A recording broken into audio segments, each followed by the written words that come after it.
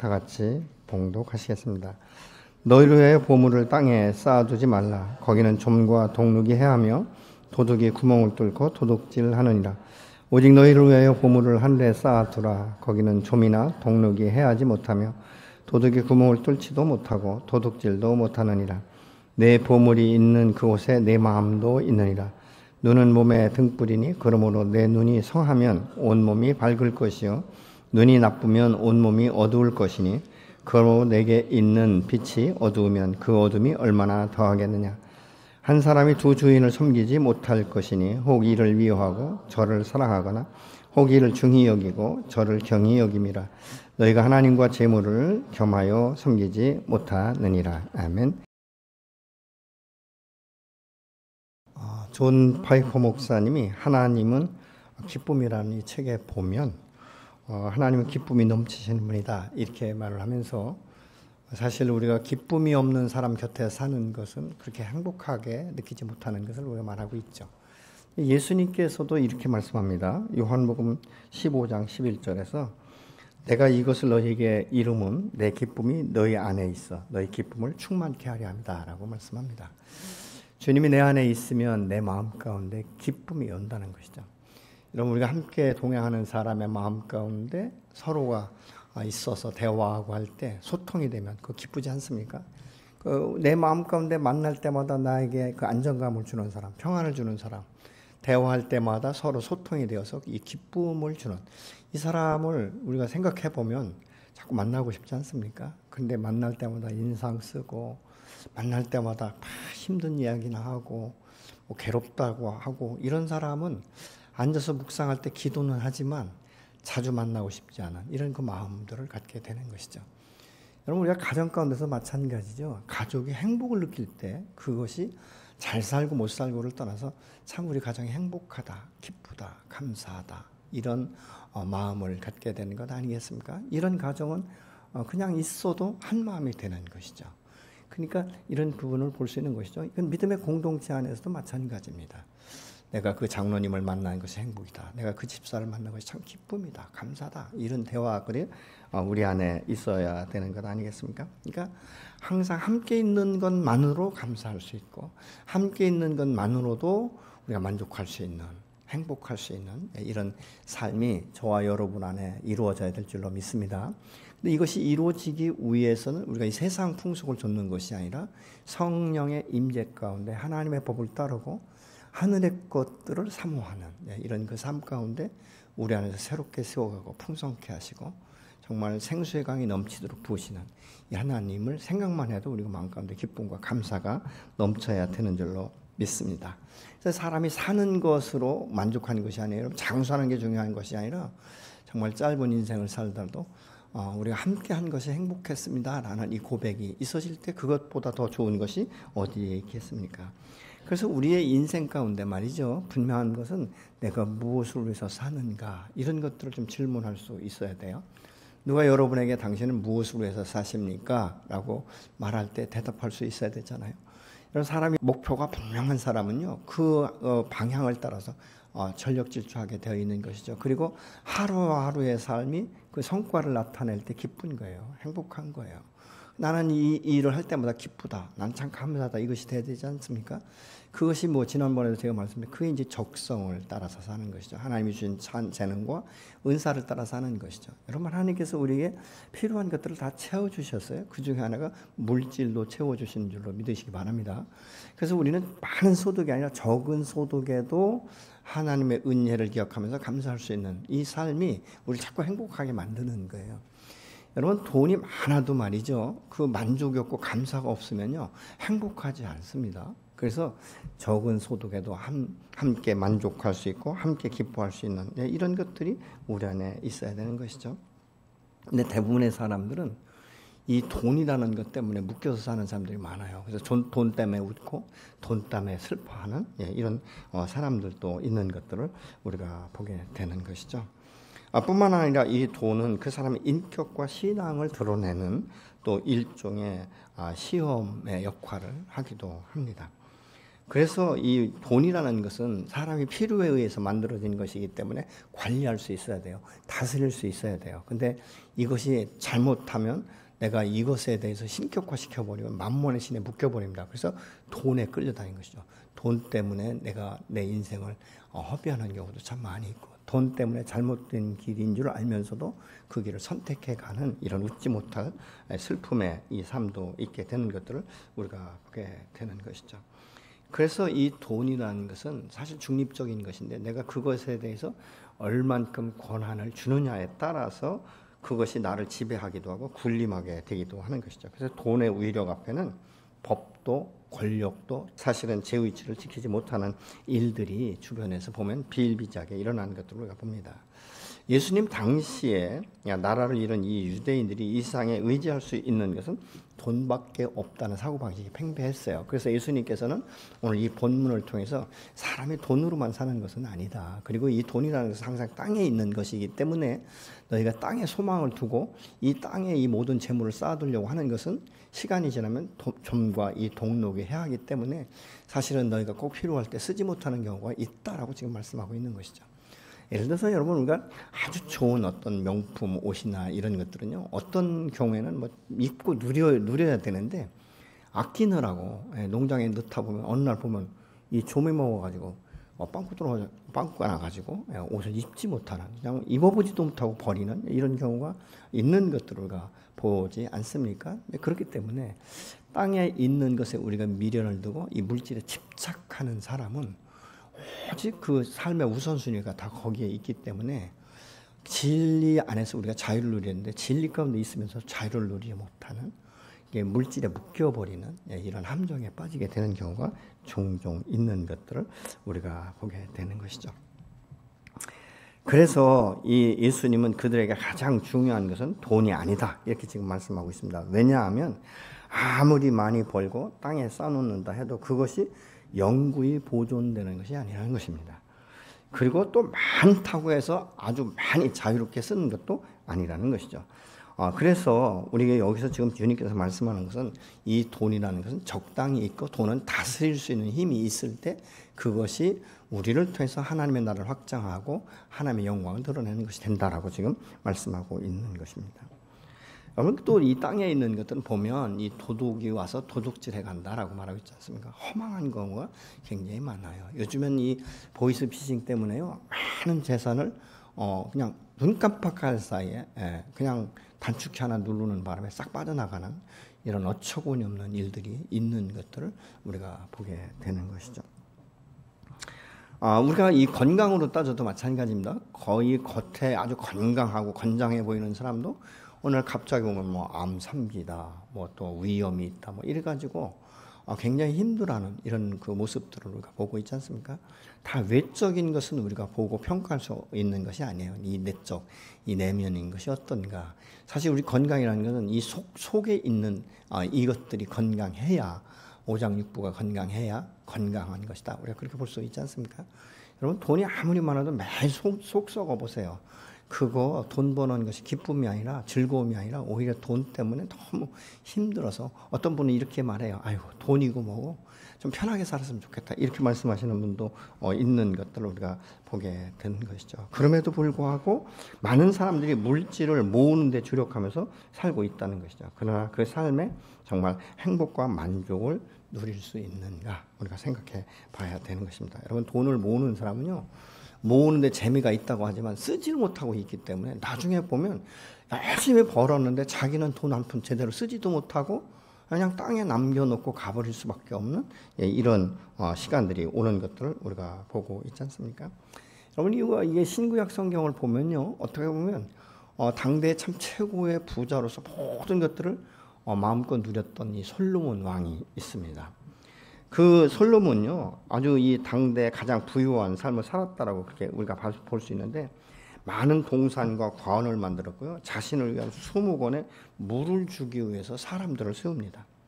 남녀노비를 사기도 하고 또 자신을 위해서 집에서 이 종들이 자녀들을 낳아주기 때문에 정말 이 솔로몬이 이런 고백을 해요. 나보다 먼저 예루살렘에 살던 사람 사람들보다도 내가 더 많은 것들을 누리고 있다 이렇게 말합니다. 그러면서 소떼와 양떼를 내가 소유했고 은과 금과 왕들이 소유한 보배와 여러 지방의 보배를 나를 위해 쌓고 또 노래하는 남녀들과 인생들이 기뻐하는 이 처척들을 내가 많이 두었다라고 전서 2장 5절로 8절은 말씀합니다. 열왕기상 10장 23절에 보면요, 내가 병거가 1,400대나 되고 마병이 12,000명이었기 때문에 나는 부족함이 없는 이 풍요로운 삶을 살았다고 말합니다. 솔로몬의 지혜와 부는 이스라엘 역대 왕 중에 정말로 전무후무할 정도로 그렇게 많이 있었지만 그가 만족했느냐? 그렇지 않다는 거예요. 전도서 5장 10절 말씀 같이 보시겠습니다. 돈 좋아하는 사람은 돈이 아무리 많아도 만족하지 못하고 부를 좋아하는 사람은 아무리 많이 벌어도 만족하지 못하니 돈을 많이 버는 것도 헛되다. 이렇게 세번역 성경은 말씀하고 있어요. 어떻게 보면 우리의 생각과 정반대이지 않습니까? 아무리 많은 돈을 아무리 많아도 만족하지 못하고 부를 좋아하는 사람은 그것으로도 만족하지 못한다라고 말하였습니다. 근데 성경은요, 사실 가난한 것을 예찬하지 않아요. 가난하게 살아야 된다 이렇게 말씀하지 않는다는 것입니다. 그런데 돈 없는 것보다는 사실 부자가 되지 않겠습니까? 여러분, 예수 믿는 사람은 부유해야 돼요. 풍성해야 돼요. 그래서 이 여유가 있어서 우리의 이웃에 필요한 사람들에게 채워줄 수 있는, 흘려보낼 수 있는, 그래서 그것이 기쁨이 될 수 있고 감사가 될 수 있는 이런 삶을 믿음의 사람들은 살아야 됩니다. 믿음의 사람이 너무 가난하고 너무 힘들다 보면 너무 지치는, 그래서 주님 앞에 예배자로 설 때도 너무 힘들어 지친 상태에서 주님 앞에 서는 이런 경우가 종종 있게 되는 것들을 우리 주변 가운데 보지 않습니까? 근데 물질을 흘려보낸다는 것은 말이죠, 돈이 많다고 해서 흘려보내는 거 아니에요. 그 마음 가운데 긍휼히 여기는 마음과 아버지의 사랑이 있는 자들만이 물질을 흘려보낼 수 있어요.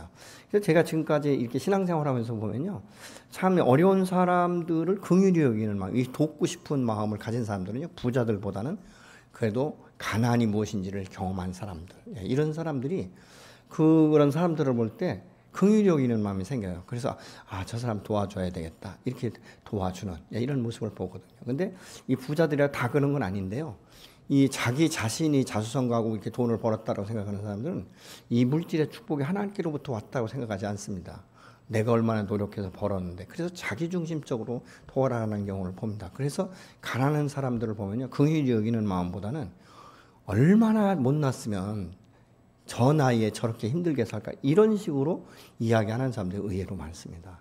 주님 앞에 드려지는 것도 마찬가지죠. 여러분, 돈 많다고 주님 앞에 헌신하고 이런 거 아니에요. 정말 하나님의 은혜로 내가 이만큼 벌었다, 하나님의 은혜가 아니면 내가 여기까지 오지 못했다, 이런 마음, 그러니까 하나님을 사랑하는 마음, 하나님의 은혜에 감사하는 사람들이 주님 앞에 드려질 수 있는 것들을 우리가 봅니다. 이것은 어쩔 수 없어요. 죄성을 가진 인간의 마음은 그런 것이죠.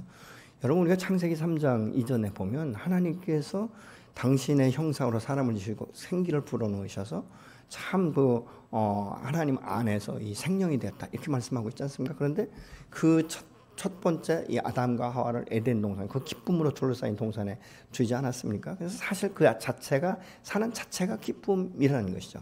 하나님을 만나고 하나님과 대화할 수 있고 질문할 수 있고, 여러분 얼마나 이게 아름다운 것입니까? 그런데 이것으로 만족하지 못하는 거예요. 하와가 이 뱀의 유혹을 딱 받고 나서부터 의심하기 시작하지 않습니까? 지금도 좋지만 내가 하나님과 같아지면 더 좋겠다, 이런 이 생각이 드니까 하나님께서 절대적으로 금하신 이 선악과를 먹게 되지 않습니까? 오늘날 많은 사람들이요, 하나님의 법으로 금한 것을 어기면서까지 그 물질에 관심을 더 많이 두고 투자하게 되는 원인이 뭔지 아십니까? 내가 이 상태에서 더 벗어나고 싶은, 더 많은 것들을 갖고 싶은, 그래서 어떤 경우에 보면요, 지나치게 자기의 물질을 가지고 투자하는 것이 아니라 그냥 빚을 얻어가지고 투자하게 되는 이런 웃지 못할 일들이 일어나는 것들을 우리가 보게 되는 것이죠. 그런데 오늘 그 마태복음 6장 24절 이하에 보면요, 들에 핀 백합화가 오히려 솔로몬이 누린 영광보다 더 좋다, 이렇게 이제 주께서 말씀하시는 것을 우리가 보게 되는 것입니다. 사실 그래서 이 물질이 우리의 필요한 것이지만 이 물질에 묶이게 되면 돈을 사랑하는 것을 일만하게 뿌리다라고 말씀하고 있는데 디모데전서 6장 10절에 이렇게 말합니다. 돈을 사랑함이 일만하게 뿌리가 되나니 이것을 탐내는 자들은 미혹을 받아 믿음에서 떠나 많은 근심으로 자기를 찔렀도다 이렇게 말씀하고 있어요. 예수님은 좀과 동록이 해하지 못하는 하늘에 쌓아두라고 지금 말씀하고 있는데 이것은 보물을 갖지 말아라 라고 말하고 있는 것이 아니죠. 포기하라는 뜻도 아닌 것이죠. 다만 하나님의 뜻을 위해서 하나님의 영광을 위해서 또 너희에게 그 주변에 붙여준 이런 이 연약하고 부족한 사람들을 함께 도와서 바로 그것이 뭐냐 나를 위한 것이고 하늘나라에 쌓는 보화와 같은 것이다라고 지금 주님이 말씀하고 있는 것이죠. 여러분 나중에 돈을 내가 많이 벌면 하나님의 영광을 위해서 마음껏 쓰겠다라고 생각하는 사람도 있는데요. 제가 볼 때는 이런 분들이 거의 없어요. 왜냐하면 작은 것에도 순종하지 못하는데 큰 거 절대 못합니다. 내가 100만 원 벌 때 11조 못하시는 분이 1억을 벌 때 11조 하실 것 같습니까? 천만에요. 전 지금까지 그렇게 약속지키는 사람 거의 보지를 못했어요. 생각은 그렇게 하고 있지만 이게 엄청난 거예요. 그렇기 때문에 작은 것에서부터 시작하는 것이 매우 중요한 것이죠. 여러분 지금 내가 돈을 벌 수 있는 것, 내가 직장에 다닐 수 있고 월급을 탈 수 있고 투자할 수 있는 이런 모든 것들은요 내 지혜일 것 같지만 아니에요. 하나님이 내 건강을 지켜주지 않으면요 내가 아무리 열정적으로 일하고 싶은 이 마음, 이 열망이 내 안에 있다 할지라도 움직일 수 없는 거예요. 육체가 병들었는데 무슨 투자를 할 수 있겠습니까? 그렇지 않습니까? 내가 건강한 것도 지켜주시는 것도 때로는 내가 어디에 투자할까 이거 분별력을 주시는 분도 바로 하나님이시지 않습니까? 하나님이 주신 지혜를 구하면서 우리가 투자를 하는 것이고 그래야 거기서 얻어지는 수익에 대해서도 우리가 감사할 수 있는 것이고 이것은 내 노력도 있지만 정말 내가 이렇게 투자할 수 있도록 내게 지혜를 주시고 용기를 주신 것 이 모든 것들이 하나님으로부터 왔다라는 것을 인정할 때 우리가 작은 것에서부터 큰 것에 이를 때까지 감사할 수 있게 되는 것이죠. 그런데 이것이 안 되면 내가 어떻게 벌은 돈인데 그래서 자기 마음대로 모든 것들을 사용하려고 생각을 한다는 것이죠. 그래서 내가 어떻게 번 돈인데라고 생각하는 사람은요 하나님 앞에 굉장히 인색합니다. 굉장히 자기밖에 모르는 이런 결과를 가져오는 것들을 우리가 볼 수 있게 되는 것이죠. 그래서 누가복음 12장에 어리석은 부자가 이 소출이 많아지고 풍성해지니까 이 많은 것들을 내 이웃에게 좀 함께 흘려보내 함께 공유해야 되겠다 이런 생각 전혀 없잖아요. 자기를 위해서 그 창고를 넓히면서 하는 메시지가 뭐죠? 내 영혼아 정말 큰 창고에 많이 넣고 먹고 마시고 즐기자 이렇게 말하는 것을 우리가 들을 수 있지 않습니까? 이것이 인간의 어리석은 이 모습인 것을 우리가 보게 되는 것이죠. 여러분 이런 것들이 굉장히 많습니다. 우리가 잘 아는 대로 이 누가복음 15장의 탕자의 비유를 대개 보면 집을 나간 자식을 탕자라고 보고 돌아온 그 아들을 이제 아버지가 어떻게 받아들이는가 이런 부분을 보지만요. 저는 이 부분에 있어서 다른 측면을 이렇게 봤습니다. 두 아들이 똑같아요. 아버지의 사랑과 아버지의 은혜 가운데 사는 것보다는 자기의 재물을 자기 것으로 시켜서 자기 마음대로 쓰고 싶은 거예요. 그러니까 둘째 아들은 사실 상속받기 전에 미리 아버지한테 성경에 그렇게 자세히 안 나왔지만요. 아마 아버지가 그것을 허락할 때까지 가서 계속적으로 이야기했던 것 같아요. 내가 그걸 주면 정말 잘 살겠습니다. 그런데 돈 가지고 나가면서 아버지를 기억하지 않지 않습니까? 그냥 허랑방탕했다라고 말하고 있는 것이죠. 그럼 그러면서 모든 것을 잃었을 때 비로소 아버지를 기억하지 않습니까? 아버지의 사랑과 아버지의 은혜와 아버지의 집이 얼마나 좋은지를 아는 거예요. 근데 돈이 있을 때 그런 생각 안 하잖아요. 큰아들은 어떻습니까? 이 동생이 나가보니까 이제 모든 것이 내 것이다. 이런 생각을 하는 것이죠. 그러니까 둘째 아들이 와서 아버지가 이런 아들, 정말 죽었다 살아온 아들처럼 잔치를 배설하니까 집에 들어가지 않잖아요. 아니 아버지 어떻게 해도 너무하지 않습니까? 전 자식은 모든 재산을 다 탕진하고 그것도 창겨 놀아먹었는데 근데 저 자식한테는 어떻게 그 살찐 송아지를 잡아주고 나한테는 염소 새끼도 주지 않았습니까? 이러면서 집에 들어가는 걸 거부하는 이런 모습을 보지 않습니까? 무엇입니까? 이건 물질의 관계다. 이렇게 우리가 다른 측면에서 보면 그렇게 볼 수도 있지 않겠습니까? 여러분 오늘날도 이 재산 때문에 형제 간의 우애를 끊고 사는 사람이 굉장히 많습니다. 관계를 단절시키고 사는 가정들이 있다 그 말이죠. 심지어는요. 얼마나 이 세상이 악한지 이 부모들이 이 재산을 안 주니까 이 존속 살인을 하고 자기도 죽게 되는 이런 경우도 가끔가다 한 번씩 이렇게 뉴스에 나오는 것들을 우리가 볼 수 있지 않습니까? 여러분 얼마 전에 보니까 요즘에도 말이죠. 이렇게 어렵다라고 말하겠지만 이 투자하는 것을 보면 대단하더라고요. 이 서울 강동구 이 둔촌주공아파트 재건축 단지에 29평방미터인데요. 여기에 지금 655대 1로 그렇게 많은 사람들이 몰렸다는 거예요.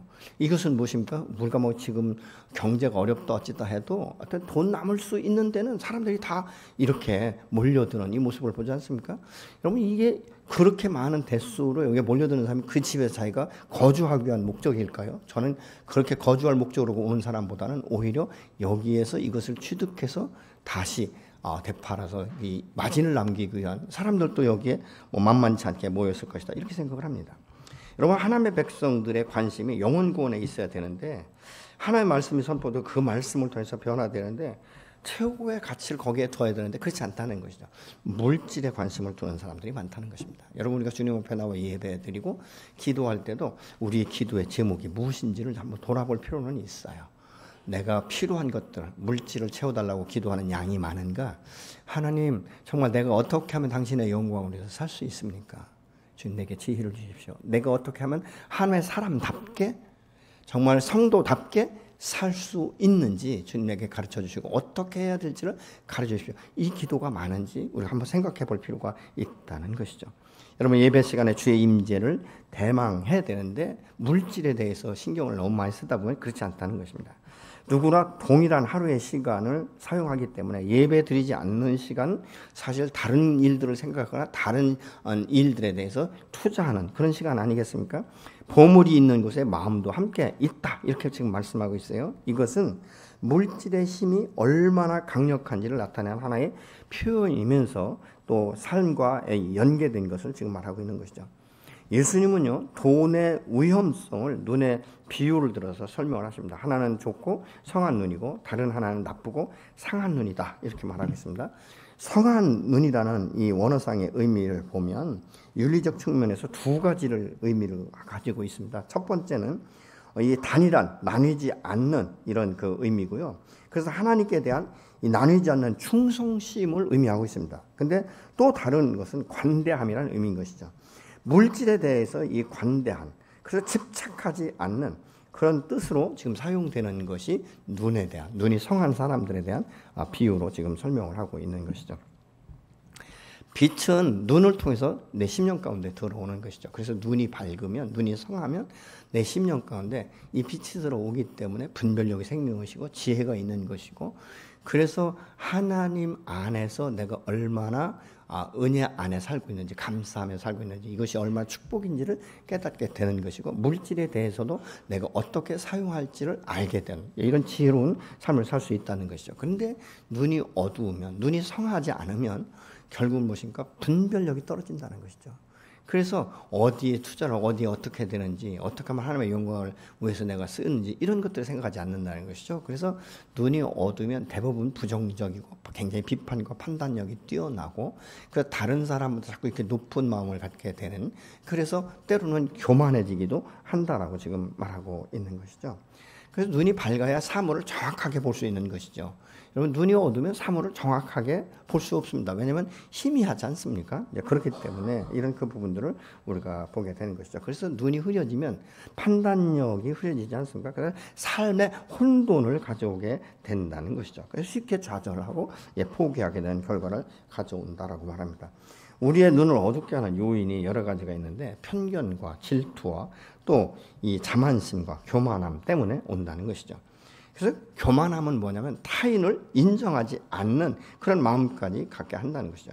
그래서 다른 사람들에 대해서 굉장히 인색한 삶을 살아간다는 것입니다. 그래서 이런 사람들 안에는 갈등이 두 가지 갈등이 일어나는 것이죠.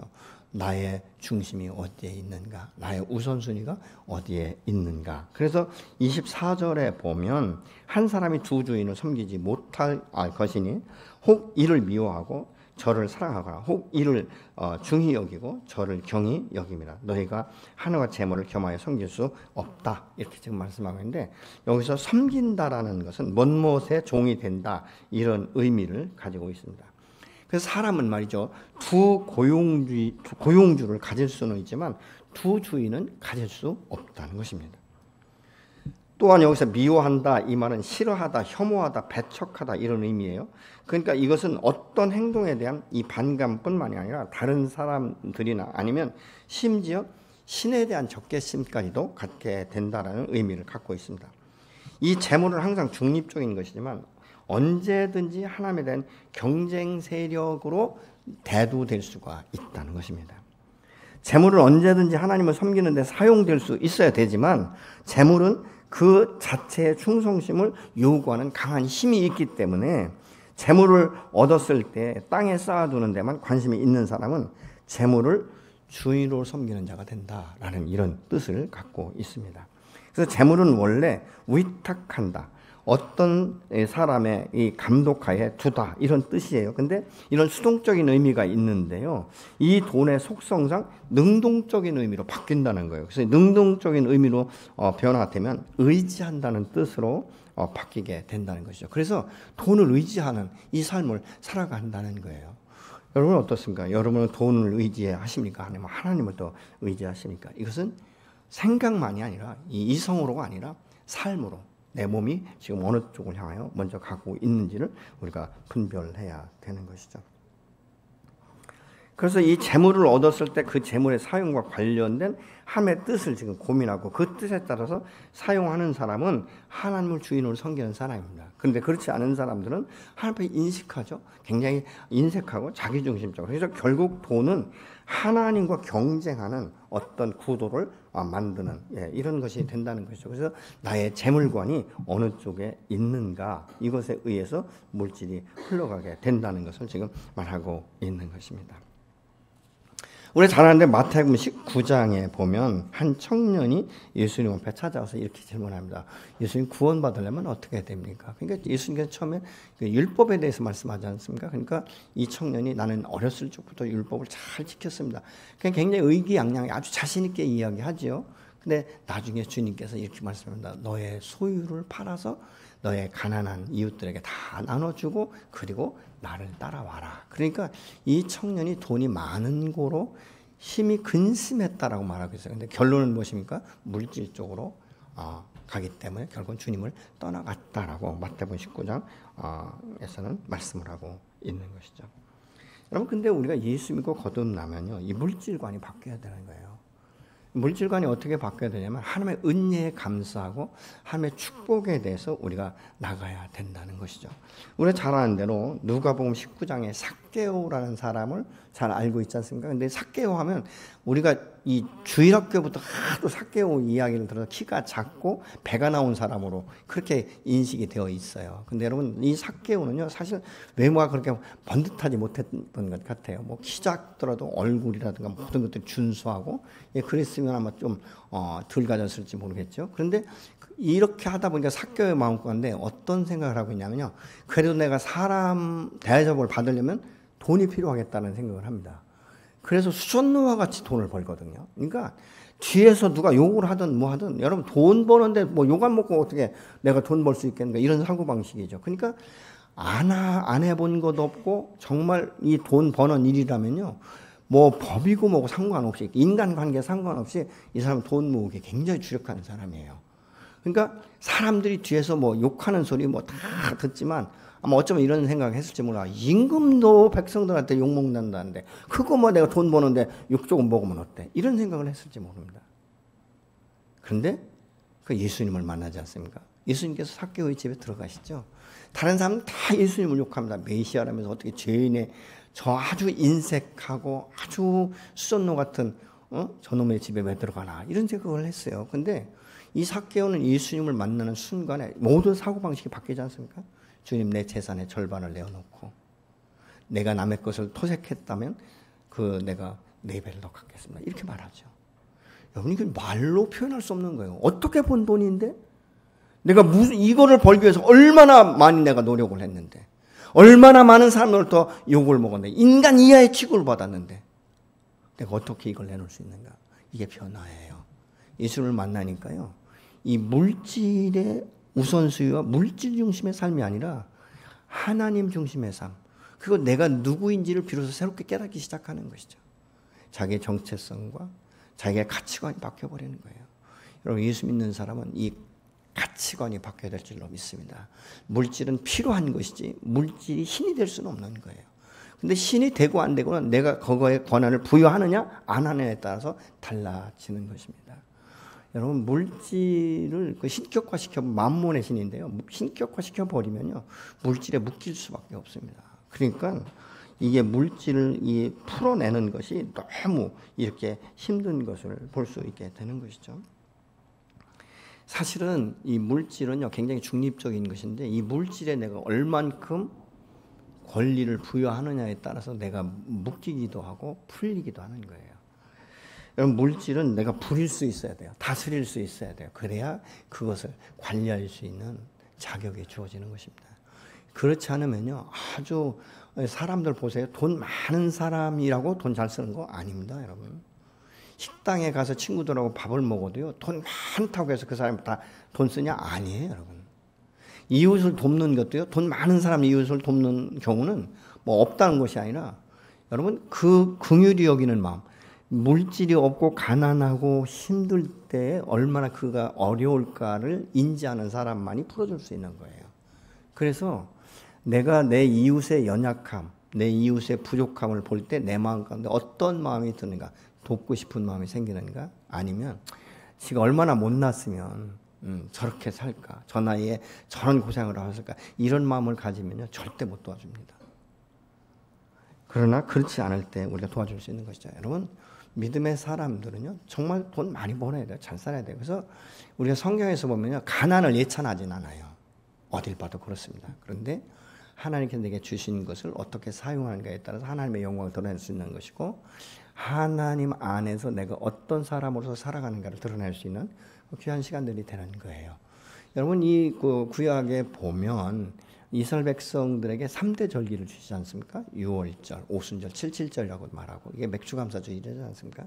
그 다음에 수장절입니다. 맨 마지막에 추수를 거두고 그것을 이제 창고에 넣어두는 이런 절기잖아요. 이 얘기는 무슨 뜻이냐면요, 너희가 이 세상 살아갈 때 너가 지금 누리고 있는 건강과 물질과 이런 모든 것들이 어디로부터 온 것인지를 기억하라는 거예요. 여호와 하나님께로부터 온 것을 기억하라는 것입니다. 그렇기 때문에 최소한 1년에 3차례 이 절기를 통해서 지금 너가 여기까지 온 것과 내가 누리는 것과 내 삶을 누구로부터 공급받았는지를 꼭 기억하는 것입니다. 그렇기 때문에 이 절기를 통해서 우리가 하나님 앞에 감사해야 되는 것이죠. 여러분, 얼마 전에 제가 이게 농촌 쪽으로 가보니까요, 지금 다 보리를 타작하더라고요. 근데 뭐 이 도시에서는 사실 뭐 이런 거 우리가 경험 못하지 않습니까? 이런 그 부분들을 우리가 볼 수 있는 것이죠. 사실 몇 년 전만 해도 말이죠, 이 시골에 가면 먹고 사는 문제가 굉장히 심각했어요. 그래서 자녀들에게도 먹고 사는 것에 대해 굉장히 강조했습니다. 야, 내가 이렇게 애비가 노력하니까 너도 먹고 살 만한 거야, 뭐 이런 이야기도 하고 그러지 않습니까? 근데 여러분, 요즘에는 먹고 사는 문제가 아니에요. 누리고 사는 이런 세대가 되지 않았습니까? 심지어는 말이죠, 부모들은요, 참 이게 옷도 어떻게 보면 겨우 그냥 꼭 필요한 정도로 살면서 자녀들은 다른 자녀들에게 뒤지지 않게 하기 위해서 얼마나 많이 헌신하는지 모릅니다. 그렇지 않습니까? 다른 아이들에게 뒤지지 않도록 신발도 때로는 뭐 이름 있는 이런 신발도 사주기도 하고, 옷도 좀 제대로 된 옷 입히고 이러지 않습니까? 그런데 여러분, 부모가 돈이 없으면요 자녀들이 부모를 무시하는 경우가 굉장히 많습니다. 이 부모 집에 찾아오지도 않는 사람들도 많아요. 이런 것들을 우리가 보고 있지 않습니까? 그래서 어떤 분이 그러더라고요. 죽을 때까지 가지고 있을 만큼 가지고 있어야 된다. 그래서 그것 보고라도 자식들이 온다, 이런 이야기도 하시더라고요. 근데 여러분, 어떻게 보면 내가 하나님 앞에 나아갈 때 그렇게 하지 않는가? 하나님이 나를 얼마나 축복하셨는가를 우리가 기억하며 주님 앞에 나아가는가? 아니면 지금 이만큼, 뭐 많든 적든 내가 지금 누리고 있는 이 모든 것들이 하나님으로부터 왔다, 하나님의 은혜다, 하나님께 나에게 공급하셨다, 이런 생각을 하고 있는가? 그러면 이런 생각을 하는 사람은요, 하나님 앞에 나아갈 때 굉장히 행복한 거예요. 기대감을 갖는 거예요. 하나님이 나를 이만큼 지키셨고 여기까지 인도하신 하나님께서 여호와 이레가 되시는 하나님이 내가 다음 스텝도 하나님이 책임지실 것이다. 이런 그 마음을 갖기 때문에 주님에게 의탁하는 마음들이 굉장히 강합니다. 근데 그렇지 않은 사람은요, 내가 여기까지 오느라고 얼마나 노력하고 얼마나 수고했는데 이런 생각을 갖는 사람은 하나님의 공급하심보다는 내 노력에 더 의존하는 경우를 우리가 보게 됩니다. 근데 저는 신앙생활하면서 이런 모습을 봐요. 부모 세대에 심은 것을 자식 세대에 거두는 것을 저는 굉장히 많이 봅니다. 근데 부모 세대가 인색하고 막 모으는 데만 전념한 사람들은요, 자녀들이 그걸 보고 컸기 때문에 자녀들 역시 움켜쥐는 거예요. 남을 도와줄 줄도 모르고 자기가 가진 돈을 풀 줄도 모르는 거예요. 그럼 그건 뭐가 안 되는지 아십니까? 다음 세대에 풍성한 것이 무엇인지를 누릴 수 없는 거예요. 성경을 보세요, 여러분. 부모 세대에 힘들고 지쳐도 이 힘은 사람들은 자녀 세대에 하나님께서 풍성하게 거두게 되는 것들을 수도 없이 성경을 통해서 볼 수 있지 않습니까? 저는 목회 한 40여 년 하면서요, 이런 모습들을 너무 많이 봤어요. 여러분, 지금 있는 것, 지금 붙드는 것, 이것도 매우 중요하지만 여러분, 이것 때문에 인색해져서 내가 씨를 심을 것을 심지 않으면요, 나중에 거둘 곳이 없어요. 여러분 생각해 보세요. 여러분이 지금 있는 것 중에서 나는 얼만큼 지금 흘려보내는 삶을 살고 있는가?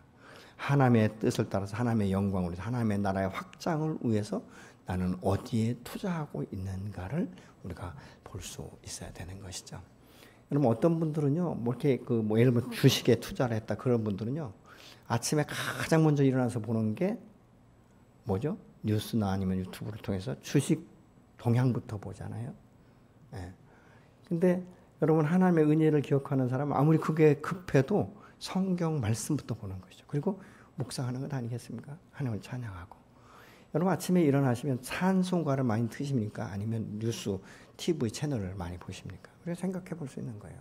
아주 작은 일에서부터 보이지 않는 것 같지만 여러분 나중에 시간이 가면 엄청난 차이가 있게 되는 것이죠.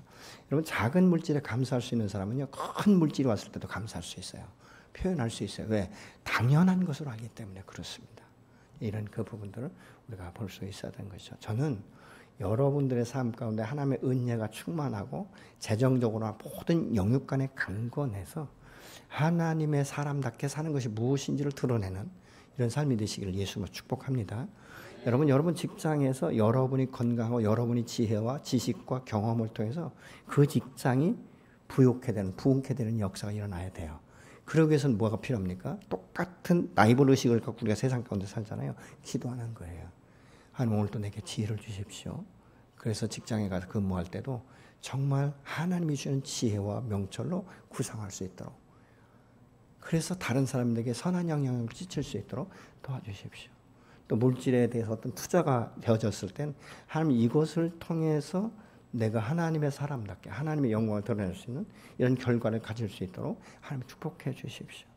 여러분 그래서 우리가 뭘 투자할 때도요, 뭐 다른 사람 말 듣고 이거 투자하면 돈 많이 든다, 이거 굉장히 위험한 겁니다. 그래서 투자할 때도 사실 기도하는 것이죠. 하나님, 내가 지금 여기에 투자하는 것이 맞습니까? 어떻게 해야 됩니까? 이런 질문을 할 필요가 있는 거예요. 그래서 이 투자를 했을 때 훨씬 이게 실수할 수 있는 확률이 줄어들고요. 그것이 성취되었을 때는 이것이 내 지식과 지혜와 내 의지와 노력이 아니라 하나님께서 내게 주신 은혜라는 것을 기억하는 것이죠. 그래서 하나님 앞에 감사를 표현할 수 있는 거예요. 여러분 이런 삶을 살 때 사업이나 직장이나 여러분 가정이 부유하게 되고 풍성하게 되는 역사가 일어나게 될 줄로 믿으시기 바랍니다. 다음 주에 우리가 절기로 지켜지게 되는데요. 이 절기는 그냥 맹목적으로 이렇게 하는 것이 아니라 정말 하나님께서 이번 이 상반기를 지켜주신 은혜가 무엇인지 기억하면서 그래도 하나님의 은혜였다. 그런 생각을 가지시고 하나님 앞에 감사할 때 힘써 감사하는 이런 시간과 이런 삶이 되시기를 예수로 축복합니다. 그래서 하나님께서 내게 부어주신 은혜를 우리가 기억하고 오늘도 내가 함께 동행하면서 내 걸음을 인도하시고 내 삶을 주관하시는 이 주님 앞에 더 의탁하는 이런 삶을 통해서 여러분 자신과 이 다음 세대까지도 하나님의 축복 가운데 경험되어지는 누리는 이런 삶이 되시기를 예수님으로 축원합니다.